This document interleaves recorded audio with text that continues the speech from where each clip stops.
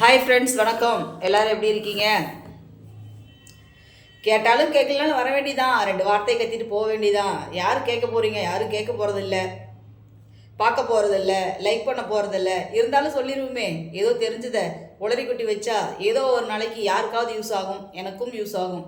So அதனால தான் நம்ம நான்வெஜ் சாப்பிட்றோம் பாருங்கள். நான்வெஜ்ஜு எந்த வகையான நான்வெஜ்? ஆடு, கோழி, மீன் எதுவானாலும் பதப்படுத்தலைன்னா சுவையாக இருக்கும்போது, நல்லா சமைச்சு சாப்பிடும்போது சுவையாக தான் இருக்கும். அதையே பதப்படுத்தலைன்னா அடுத்த நாள் போகும்போது நம்ம சமைக்கிற சாப்பாடு கூட அப்படி தான். அன்னைக்கு நல்லா இருக்கும், அடுத்த நாள் அதுவே தண்ணி ஊற்றி அதை தண்ணி ஊற்றி பதப்படுத்தினா நம்மளுக்கு பழங்கஞ்சி ஆகும். அதை பண்ணலைன்னா அதுவும் அடுத்த நாள். எந்த ஒரு விஷயமா இருந்தாலும் பதப்படுத்தலைன்னா அடுத்த நாள் அது ஒன்றுமில்லாமல் தான் போகும், இதுக்கு தான் சமமாகும்.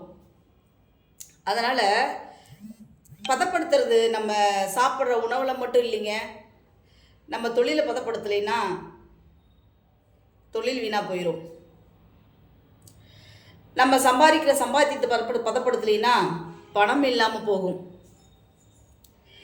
ஒவ்வொரு நாளும் அன்னன்னைக்கு இன்றைக்கி கிடைச்சிருக்கிற அந்த நாளை நம்ம பயன்படுத்தலைன்னா அந்த நாளும் வீணாக போகும்.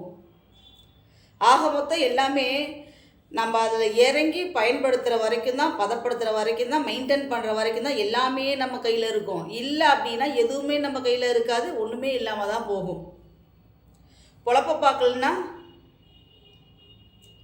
பொழுது விடியும், ஆனால் நம்ம கையில் இருக்காது, பொழப்பு இருக்காது.